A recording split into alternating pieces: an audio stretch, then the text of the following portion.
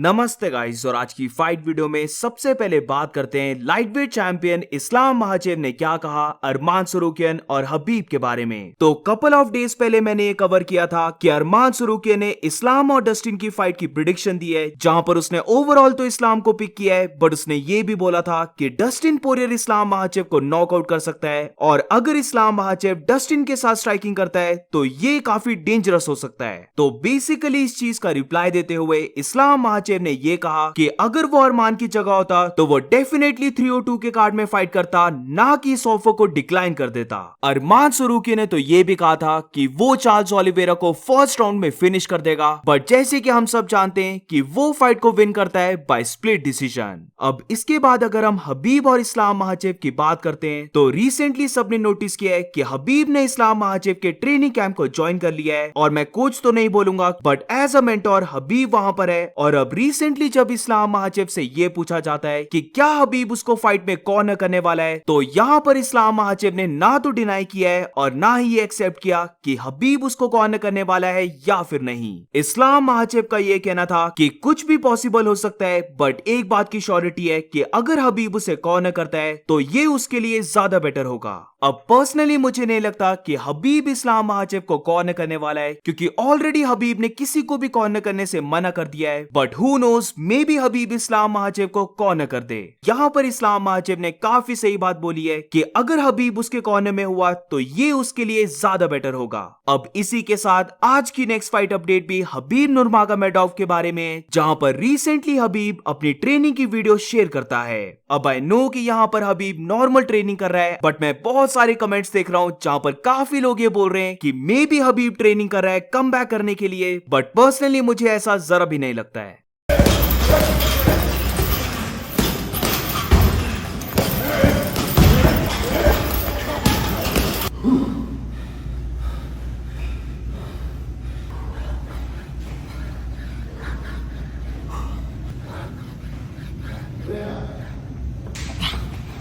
आज की next fight update में बात करते हैं बिलाल मोहम्मद ने क्या कहा वेल्टरवेट चैंपियन लियोन एडवर्ड्स के बारे में। तो बिलाल मोहम्मद ये बिलीव करता है कि लियोन एडवर्ड्स काफी इजीली ब्रेक हो जाता है। अब ऐसा क्यों बिलाल मोहम्मद बिलीव करता है, तो बेसिकली यहाँ पर बिलाल मोहम्मद ने एक्सप्लेन किया है कि अगर हम लियोन एडवर्ड्स के कॉर्नर को देखें तो फाइट के बीच में जो ब्रेक होती है वहां पर जो उसके कोचेस रहते हैं वो उसे फाइटिंग की एडवाइस नहीं देते हैं, बल्कि वो वहां पर लियोन एडवर्ड्स को सिर्फ मोटिवेट करते हैं कि वो कितने अच्छे से फाइट कर रहा है, वो एक बीस्ट है, और don't let him bully you जैसे वर्ड्स को यूज करते हैं, ताकि लियोन एडवर्ड्स इन वर्ड से मोटिवेशन ले सके और फाइट में बेटर परफॉर्म करे। लियोन एडवर्ड्स फाइट में बहुत जल्दी ब्रेक हो जाता है, और ये चीज हम उसकी कमारू उस्मान की फाइट में देख चुके हैं। तो इसीलिए लियोन का कॉर्नर उसे फाइटिंग की एडवाइस नहीं देता कि जैक को कैसे डिफेंड करना है, उसकी खुद की पोजीशन क्या रहने वाली है, ऐसा कुछ भी नहीं बोलते हैं, वो सिर्फ उसे मोटिवेट करते हैं। हमने काफी बार लियोन एडवर्ड्स को बैकफुट में ब्रेक होते हुए देखा है, और वो उनकी फाइट में एग्जैक्टली ऐसे करने वाला है जहां पर वो अपने प्रेशर से लियोन एडवर्ड्स को ब्रेक करने वाला है।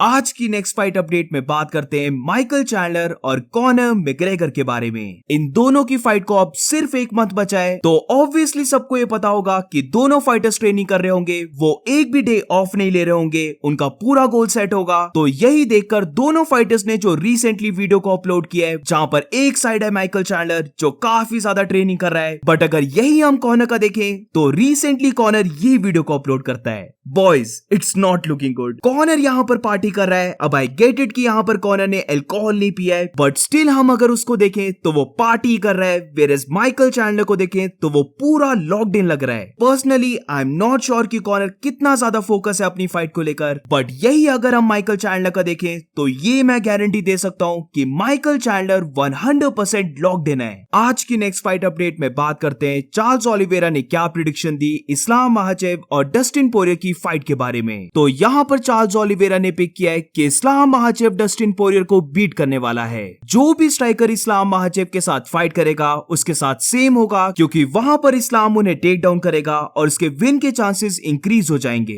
बट ऑल्सो इसी के साथ चार्ल्स ओलिवेरा का ये भी कहना था कि इन दोनों के बीच में फाइट होने वाली है, जहां पर कुछ भी हो सकता है। डस्टिन पोरियर के पास हैवी पंचेस है, तो ऐसा भी हो सकता है कि वो इस्लाम महाचेव को नॉकआउट कर दे, बट ये होने के चांसेस बहुत कम है। आज की नेक्स्ट फाइट अपडेट में बात करते हैं इयन गैरी का क्या कहना था कि उसने क्यों माइकल वेनम पेज के साथ फाइट को एक्सेप्ट किया, जहां पर पास्ट में उसने ये बोला था कि वो डाउन द रैंक फाइट नहीं करेगा, वो सिर्फ अपने ऊपर रैंक वाले फाइटर्स के साथ ही फाइट करेगा। तो ये चीज बताते हुए इयन गैरी का ये कहना था कि इनिशियली उसने अपने से ऊपर रैंक वाले फाइटर यानी कि कोबी कविंटन के साथ ही फाइट करनी थी, बट कोबी कविंटन एक कावर्ड है, उसने फाइट करने से मना कर दिया। और अगर माइकल पेज वेनम की बात करें तो माइकल पेज वेनम एक इंटरेस्टिंग फाइटर है और सबसे इंपॉर्टेंट कि माइकल वेनम पेज के पास गट्स हैं उसके साथ फाइट करने के लिए। तो ये सब देखते हुए उसने फाइट को एक्सेप्ट कर लिया है। उसके पास ये भी ऑप्शन था कि वो थोड़ी और वेट कर ले और फिर उसके बाद वो अपने से ऊपर रैंक वाले फाइटर के साथ फाइट कर पाएगा, बट वो इतना ज्यादा वेट नहीं करना चाहता था। वो फाइटिंग को लव करता है एंड ऑल्सो ये कार्ड UFC 303 का कार्ड है, तो इसीलिए वो और ज्यादा वेट नहीं करना चाहता था। Question 1. You said you wouldn't fight MVP. How come you're fighting him now? I only want to fight up, but there's no one above me in the rankings available to fight right now. That's all because Kobe Covington is running. So I have a choice. I either wait or fight down. And I'm not waiting. I love fighting too much. So anybody who's able to say yes and has the ability to say yes and the balls to back it up, I'm willing to fight. आज की next fight update में बात करते हैं former light heavyweight champion Jiri Prochazka के बारे में। तो it's looking like Jiri Prochazka फिर से समुराई मोड में जा चुका है, जहां पर यिरी प्रोहास्का ये ट्वीट करता है कि वो 3 दिनों से डार्क में है, वो बिना फूड के है, वो प्योर फोकस में है, वो पूरी ट्रेनिंग कर रहा है और उसकी फाइट की ट्रेनिंग स्टार्ट हो चुकी है। यिरी प्रोहास्का एक बहुत ही यूनिक कैरेक्टर है और जिसको याद है तो जब यिरी प्रोहास्का लाइट हेवीवेट का चैंपियन बना था तो खुद को उसको ये वाली विन इतनी अच्छी नहीं लगी थी और इसीलिए उसने अपने आप को एक डार्क रूम में लॉक इन कर दिया था। आई लाइक यिरी प्रोहास्का और अब लेट्स सी उसकी नेक्स्ट फाइट किसके साथ होती है। और अब moving on to the next update, तो रिसेंटली एक काफी अच्छी फाइट बुक हुई है, जहां पर ये फाइट है बैंटमवेट डिवीजन की और यहां पर फाइट होने वाली है Marlon Vera versus Deiveson Figueiredo के बीच में। मुझे ये काफी अमेजिंग मैचअप लगा और अगर फाइट डेट की बात करें तो इन दोनों की फाइट होने वाली है 3 अगस्त अबू धाबी में। अब फाइट मैचअप की बात लगी है तो इसी बैंटमवेट डिवीजन की बात करते हैं, जहां पर फ्यू डेज पहले हेनरी सोहुडो ने कॉल आउट किया था रॉ फॉन्ट को, बट यहां पर हेनरी सोहुडो को 2 डिफरेंट फाइटर्स ने कॉल आउट किया है। जहां पर सबसे पहले हेनरी सोहुडो को कॉल आउट करता है सोंग येडोंग कि चाइना हेनरी सोहुडो के लिए काफी लकी है, वहां पर उसने अपने ओलंपिक गोल्ड मेडल को जीता था, तो व्हाई नॉट हेनरी सोहुडो उसके साथ फाइट करे चाइना में। तो इसका रिप्लाई देते हुए हेनरी सोहुडो ने कहा कि वो भी लव करता है चाइना में फाइट करना क्योंकि वहां पर उसे लोग शैक बुलाते हैं। अब इसका मुझे मतलब नहीं समझ आया, मे बी ये हाइट का रेफरेंस है,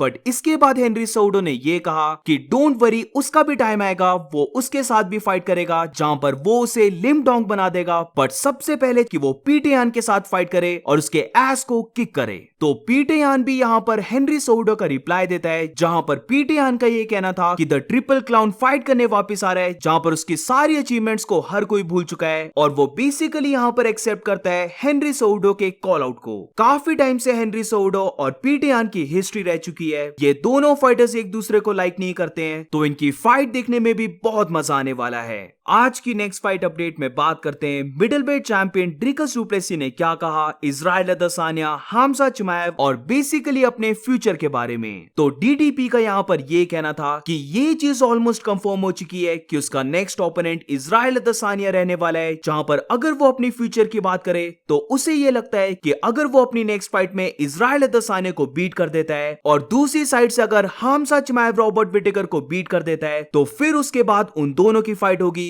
जहां पर वो हमजा चिमाएव को भी बीट कर देगा, तो फिर उसे ये लगता है कि वो अर्न कर लेगा लाइट हेवीवेट डिवीजन में चैंपियनशिप बेल्ट के लिए फाइट करना। वो डेफिनेटली चाहता है कि वो लाइट हेवीवेट डिवीजन में भी मूव करे और वहां की भी बेल्ट के लिए फाइट करे, बट एज ऑफ नाउ उसे कोई प्रॉब्लम नहीं होगी अपनी मिडलवेट बेल्ट को भी डिफेंड करने में, अगर उसे और भी ज्यादा फाइट्स करने पड़ी इसी डिवीजन में। और इसी के साथ वीडियो को एंड करते हैं। अगर तुम्हें वीडियो अच्छी लगी हो तो please make sure to like subscribe. मिलते हैं नेक्स्ट वीडियो में।